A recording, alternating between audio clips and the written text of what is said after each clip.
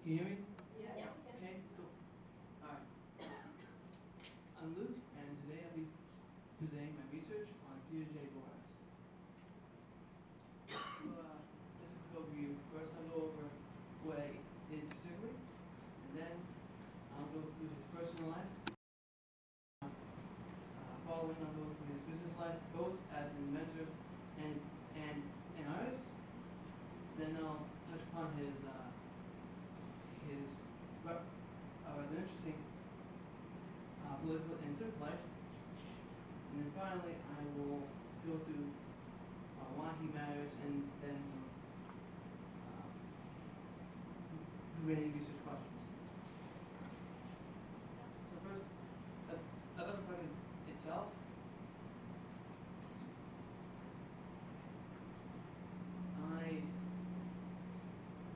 I started this project initially to introduce me to the Institute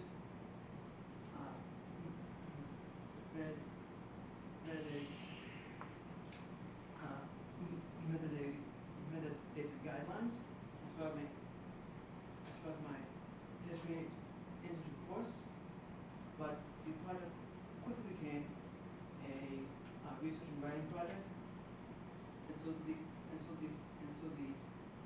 collection itself, it was comprised mainly of 3 boxes with numerous correspondences, photographs, campaign memorabilia, and other political documents. And so it's upon these which my research is solely based. So from 2 biographies which were rather helpful, we learned quite a bit about his personal life. First, he was born in Keene, New Hampshire, January 13th, 1927. And we also learned that his parents were married in 1922. From his father's biography, we learned that he is the son of Anastasiades Booras from Palmyra, Greece, and his mother is the daughter of Chris Panopoulos, who is from Philadelphia, Greece. We also learned that he had three sisters, Mary, Julie, and Helen, and a brother named Chris. Among the correspondences, it is mentioned in passing that Booras has an uncle named Harris Booras, and past his lineage, we know that he went into the Air Force right out of high school in 1944 and served as crew chief of ground patrol and repairing and maintaining equipment, and he carried on this work throughout the war and afterwards on board a ship until 1946. Then he went to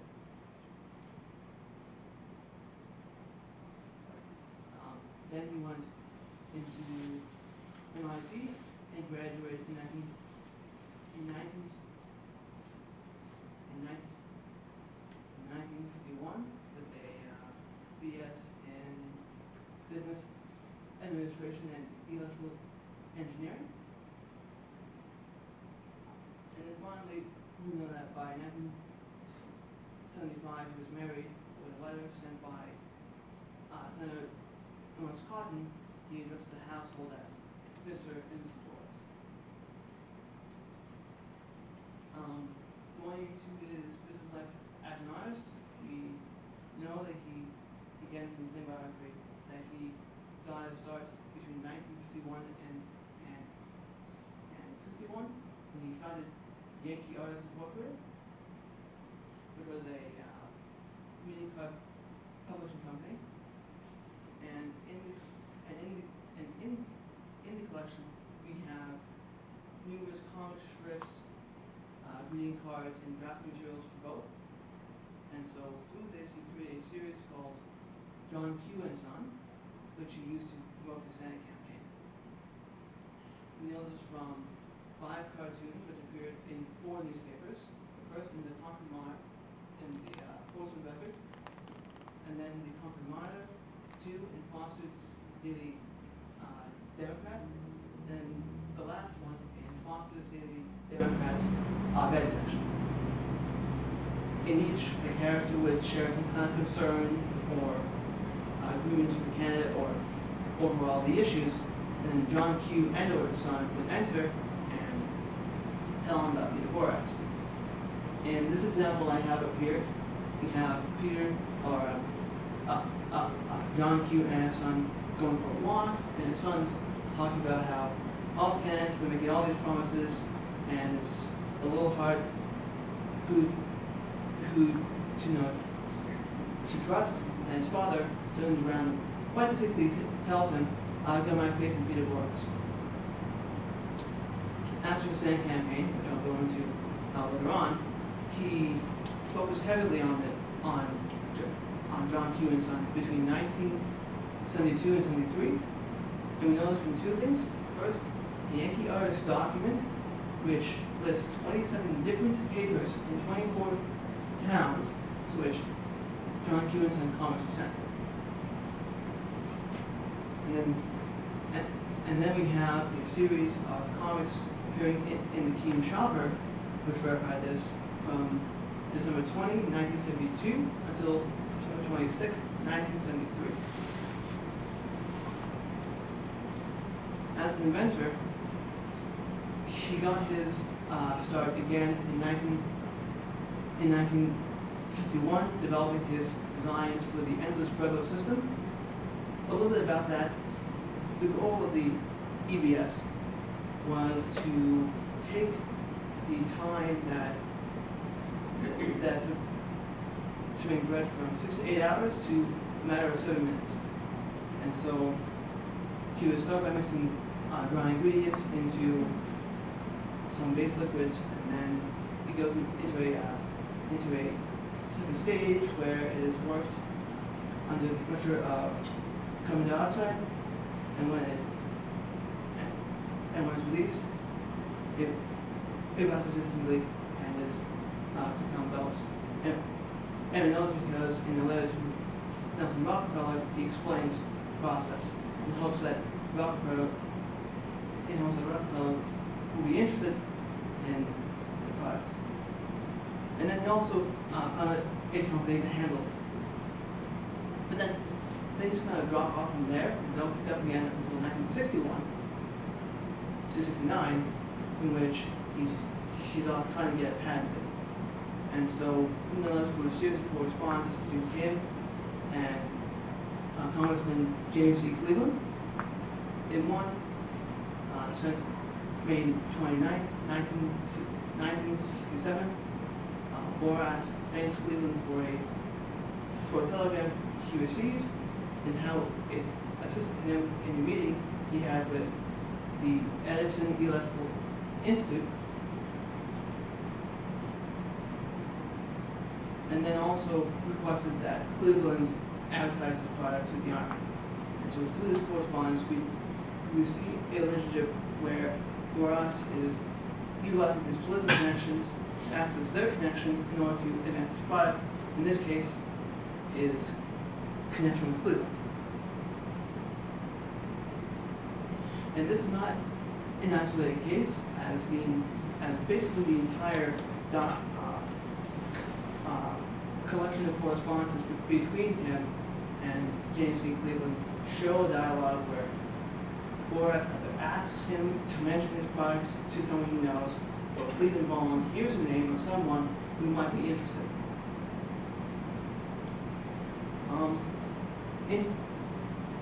As a political actor and civic actor, he had joined 9 societies by 1972. These were the American Legion, Alps, Lions. He was a 32nd degree Mason. He was a trustee of his Greek Orthodox Church, St. George's. He was a trustee of the Cathedral of the Pines. He was the president of the Untitled Chapter in Keene and was involved in that organization on the national level. He was the national director for the Greek Orthodox Charities and the national director for the Young Americans for Freedom.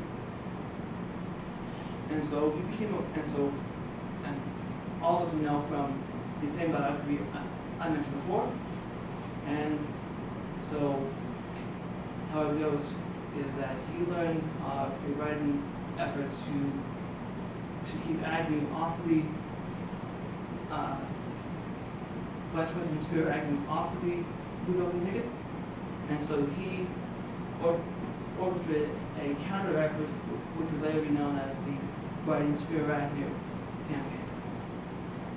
So in this campaign, we know that he worked closely with Will Loeb and James Finnegan, for there are a series of correspondences between them talking about this matter. For example, one sent February 5th, 1972, from Booras to Finnegan. Booras tells him that he had replied to an early letter from Loeb, in which they discussed campaign matters,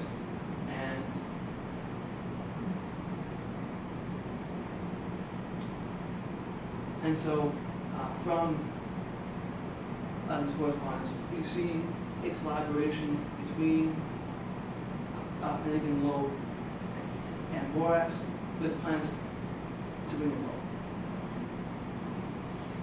And so in the end, the writing campaign was quite successful. According to the National Enquirer writing March 7th of 1972, the campaign brought in 45,000 votes for Spiro Agnew, which, according to what they reported, was the most votes any writing candidate had received in the Hampshire political history. Coming back to his senatorial campaign, which I mentioned before, it began May 1927 when a press release announced that he was running for Senate. From the information packet I found, which was particularly fascinating, we learned that his campaign was precisely organized. It opens up with the general background of the New Hampshire political landscape at the time, going through what happened in the past 20 or so years, going over the results of the last election, and then going through some possibilities for the senatorial campaign going forward. And then he continues with a precise account of all of his funds. And so from this we learned that he planned to spend $245,000 on the total on the entire campaign, 161,000 of those on the primaries, 84,000 of those on the general election. In his staffing, he was just as precise, having a detailed account of who was involved and what they were doing. For example, he admitted he had planned to bring young people to the campaign throughout. Just finished. And this brings me to the last page, which was a campaign tactics diagram, as I have up here. And on this diagram, as you see, there's a key at the bottom, and that key marks off any tactics or techniques which were never before seen in New Hampshire politics. Thus, his campaign was the first to reach out to the Greek vote, use youth organizations, use direct mailings, and work with churches and other such organizations. Though, unlike his writing campaign, he didn't win this one. He lost in the primaries, September 12th to Wesley Powell. And from vote sheets I found, which went county by county, we learned that he lost by an average margin of 450 votes, except in Cheshire County, in which he won 2,484 votes to Powell's 1,324. And so his defeat is likely due to a lack of funds, as he himself admits this not only in his thank you letters after the campaign, but also in some letters he sent beforehand. For example, in one letter sent August 27th of 1972 to Richard Palmer, he explains that his campaign is going relatively well, but that he has mailings which are backed up, and he needs $500 to get it through.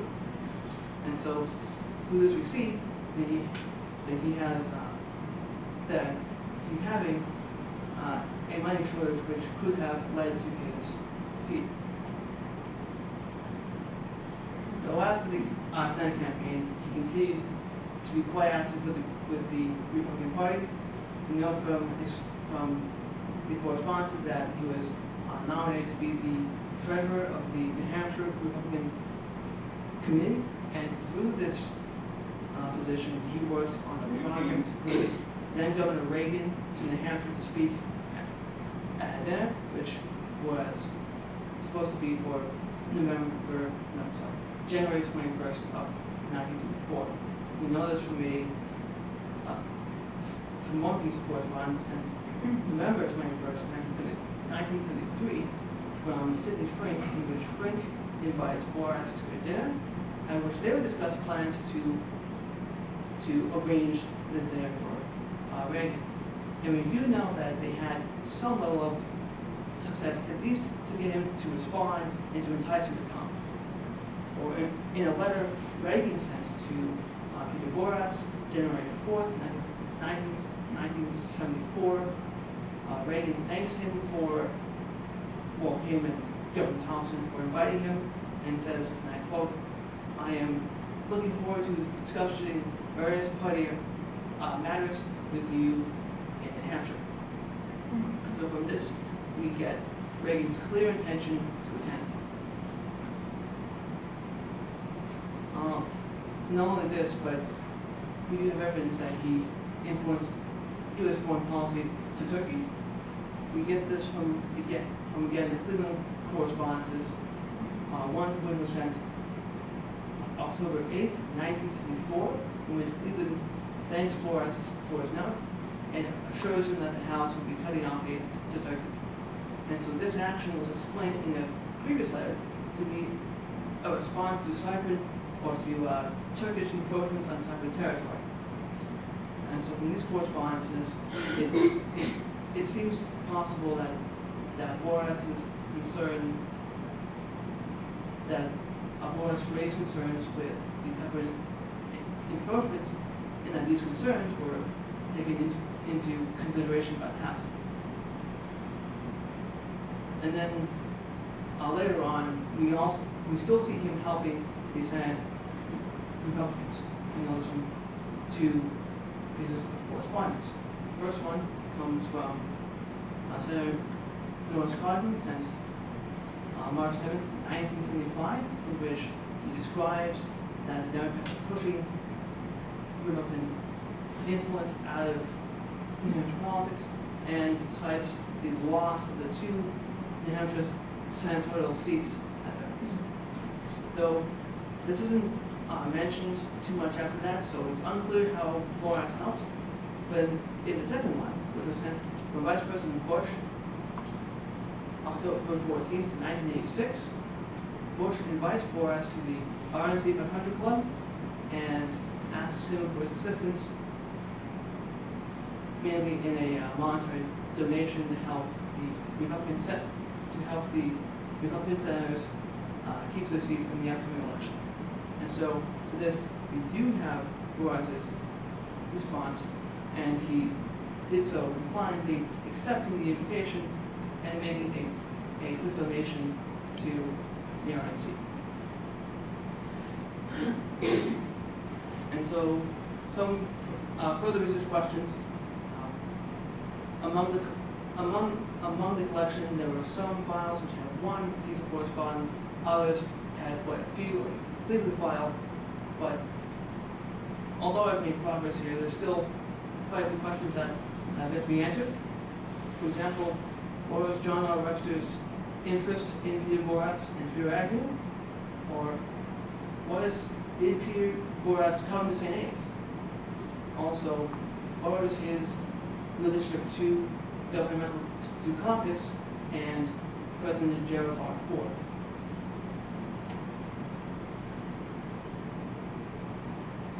And so going through the correspondences and all the documents, I've come to understand Booras as a symbol of the American dream. For he's a first generation Greek American who came from a small town, who went off, fought, engaged in a war, came back, went off to get an education from MIT, started two businesses, invented a new technology, and was deeply involved in his community. And he influenced politics. For his writing campaign, put Agnew on the Republican ticket, and he made history pioneering campaign tactics and receiving the most votes of any write-in campaign in New Hampshire political history, and even possibly influencing U.S. foreign policy to some degree. His inventions were technological improvements from a letter he sent to Nelson Rockefeller. We do know he did get the EBS patented, and the first generation he notes was being tested by the Muller supermarkets, whom we now know as market basket. Through his inventions, he was connected to dozens of people, and his political ties were strengthened. Furthermore, he held hundreds of connections with the likes of President Gerald R. Ford, Vice President Spiro Agnew, John Wayne, Nelson Rockefeller, Dick Cheney, Governor Ronald Reagan, and Governor Michael Dukakis. He was a veteran. He gave his devotion to his country, and his life symbolizes high achievement and civic engagement on all levels, local, state, and national. And so although I've made progress on this project, it will most certainly surpass and outlive my term here at Sansom College. Thank you.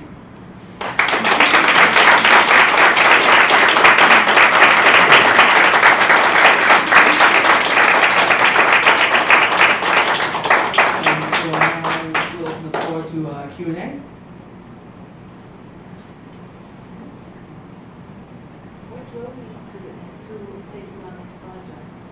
Well, this was the introduction to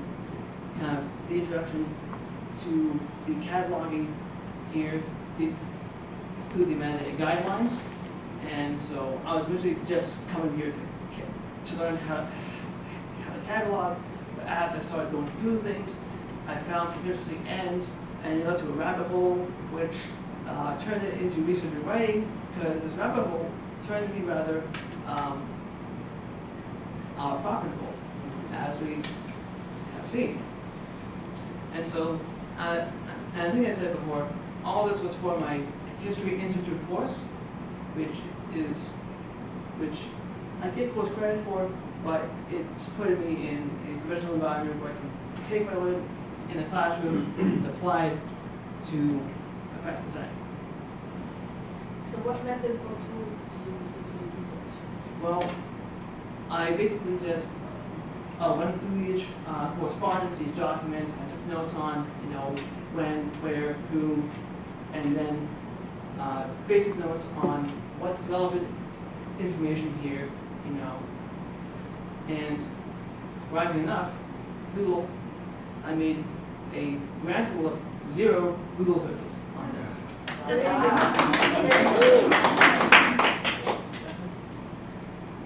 Follow-up question about the tools. So is there actually like a piece of computer software that you use to help you organize all of your research that was created for this type of work that you're doing now? There wasn't, I didn't, well no, I as I said, through that, I sat down and I read the documents, I looked them over, and I approached it saying, what can I learn from this thing? What can it show me about this man's life? My career didn't really make much of an entrance other than doing my logs. So you didn't rely on a computer? No. How many total documents and letters and things did you review so far? I would say probably at least tens, if not hundreds of correspondences. Some of the files were, pretty thick, full of these. And they were from so many different people. Some were just voters, others were rather important people in government. This man's name was everywhere. So what, so out of all those documents you looked at, could you tell us what percentage were useful in putting together this picture that had like really unique information, versus a voter just saying, hey, I think you're a great guy, I'm starting to make it in? I'd say probably 70 to 80% of it was pretty useful, because a lot of it was contact either about campaigns or business propositions, something that didn't quite make it into the presentation itself, but he was also trying to get something with Nelson Rockefeller because he was interested in his EBS, and so he was trying to get him in on the action, which is interesting. Bit of the more you know. So what percent of all of this information would you say was not known before you did the research? Personally, none of it. I mean, I knew of Spiro Agnew, but I didn't quite know who he was. And I never heard of the name Peter Booras until I took a crack at some of the files and I learned, But one of the things that really took me leaps and bounds ahead was the biography.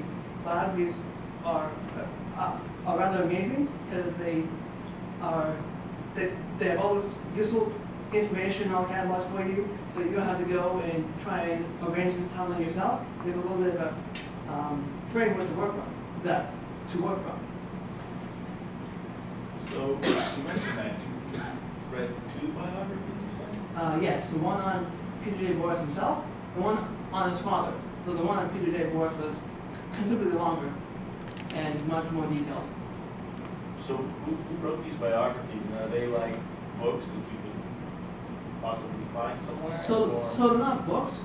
What they were is they were files that were compiled probably to help in his Senate campaign, especially the one on Peter J. Booras, as it highlights the Spiro Agnew campaign and his success there, in the hopes that people are enticed, And so no, this isn't like a book someone wrote about him. This is compiled of relevant information at a time mainly for his campaign.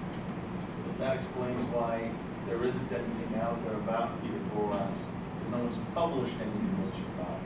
As far as I know, no. So will all of this information presented reformed into a book accessible to the public? Well, on that table back there, I have a biographical essay I wrote, but not quite a book. Not yet. Are you planning to publish it on the internet, so when someone does do a Google search, they'll learn something about Peter Booras? Possibly. And those are steps that, are kind of going forward. So we'll see where this goes. Going forward, will you be researching these last 3 questions that you brought up that don't have answers for yet? I don't know. Probably not. Your time is short, right? Yeah. Yes. My time on this globe has almost come to an end. Maybe not on the globe, just on the project. I don't know. How many months have you been working on this? Because it looks like you've achieved a lot of information in a possible short amount of time. About 3 months. 3? Amazing. Yes, 3. Well, yeah. August 28th, I started actually with some of the larger frame photos. Just on a side note, back there on the tables, there's some displays to go around and take a look at. And so the frame photos up there were actually the first things I picked up. I started with those, and I thought, oh, that's interesting. He's with this guy, and this guy.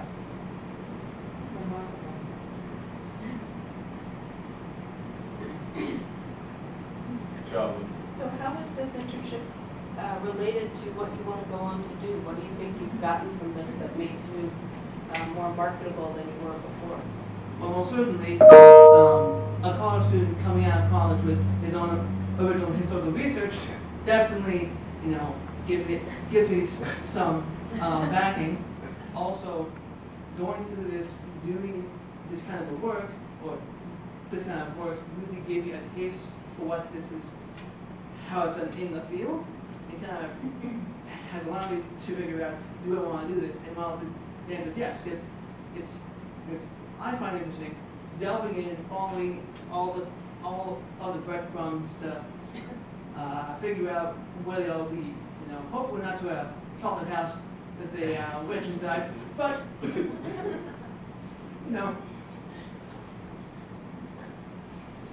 You're an respectable soul. yeah. Hopefully not making as many goof ups. So, Luke, you want to talk a little bit about the mention of St. Anselm in the files? I think some of the things that you found in there were more interesting, but like you said, they had to be verified with an outside source, which you really didn't have time to do. You were focused on the contents of the blogs. Yes, the cryptic message mention of St. Anselm's. So I'll just come back to a slide here. So the mention of St. Anselm's comes from a letter sent from Sharon Burns, August 17th, 1973, in which she tells Peter Booras of an event she went to where the governor invited her and extended that invitation to Booras to hear John Ashbrook speak at, and I quote, St. A's. And what's interesting there is it's an informal mention with no address given, because usually if the guys have been there before, you want to give an address and a purpose and hopefully the full name of the college. But she mentions it as St. A's, and so only those who've really been here will know what that means, right? But it's not 100% confirmation, so that's why it's an missing question. And along that note, there's another photograph among the dozens I looked at, which I have up here, of Peter Booras at a meeting with the Manchester Rotary Club, and when I saw this, I immediately thought of the basement of St. Anselm's, because how the hinge on the door there is completely out. It rather reminds me. Yes, but again, no concrete confirmation, so that's why it's still up. Yeah, it's still in the air.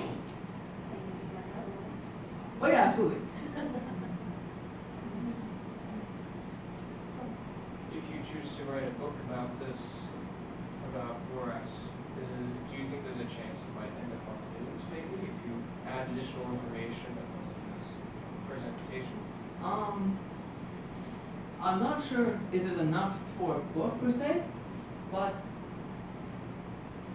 in a hypothetical, that would be interesting, because I would, of course, put my name out there, and that could help with networking and all that fun stuff. But right now, there isn't enough information, I would say, for a book-length document. Especially for his personal life. Outside of what I shared with you, there wasn't much else there about his personal life. So that's something that we need to be cracked into a little bit more.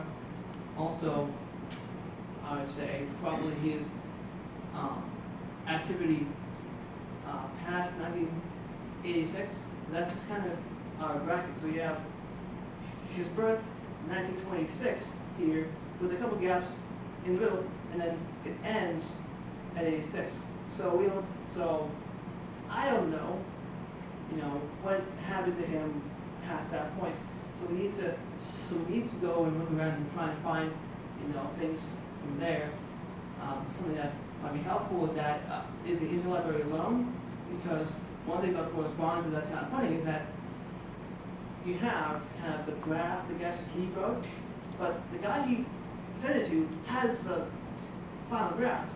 So we could, go contact those libraries, see, do you have anything with Boras' name on it and try and compare notes and see if we can expand, push that bracket a little bit further. But, I had thought of how far it could go and how recent his activity could have been. So do you have to take from his death and where he was found? Surprisingly, no.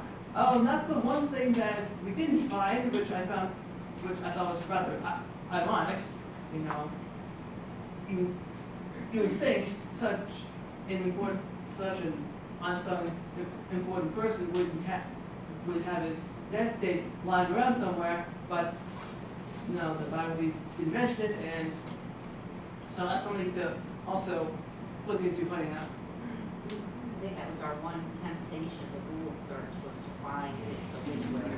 Yes, That because was our one, we gave into that one temptation. yes, the only To Google, temptation, yeah, but surprisingly, when we did that, we found almost nothing on it. exactly. So that even adds more to this as a discovery, because if there's nothing on the web about him, clearly no one knows about him.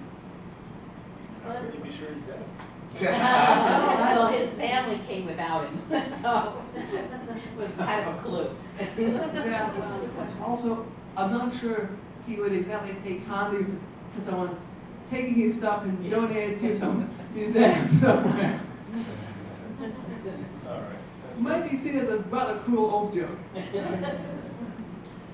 So was it the policy of the school, or was it a commitment we made that you will not interfere with the computer for your research and you strictly do document symbols? That was, although, and I agreed on that, that was kind of my own commitment, as unfortunately we seem to have a movement towards imposing our preconceived notions on historical events and people, and I'm kind of going in the opposite direction. Not saying, here's what I have defined, where is it?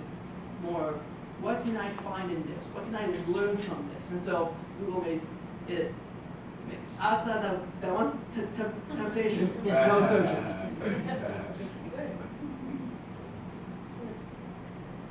That was what we do.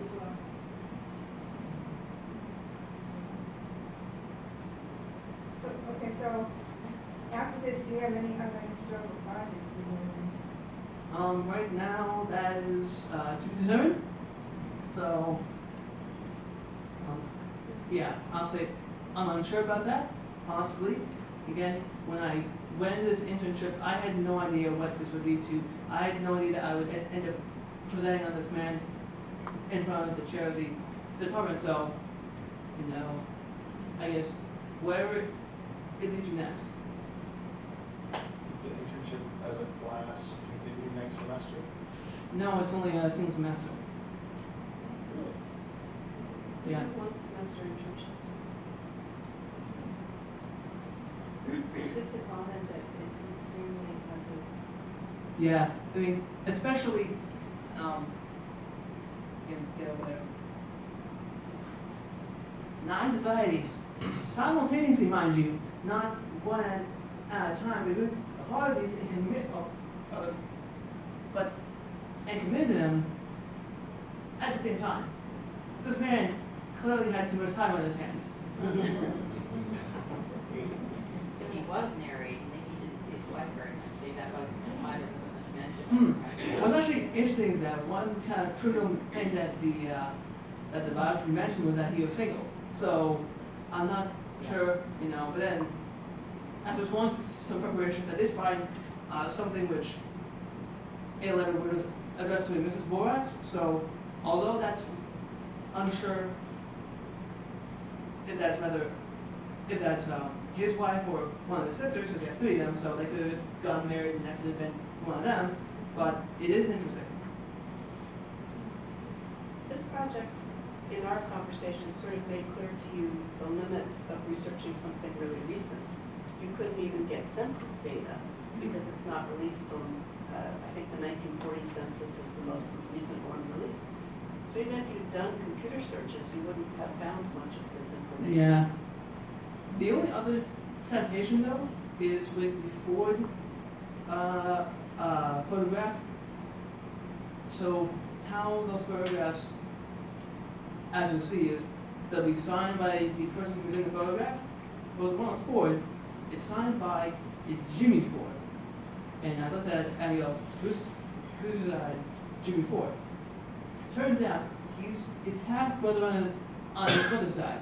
And that I had to go and find his information. There's no way around that one. But all the other information about Booras was basically behind paywalls. So.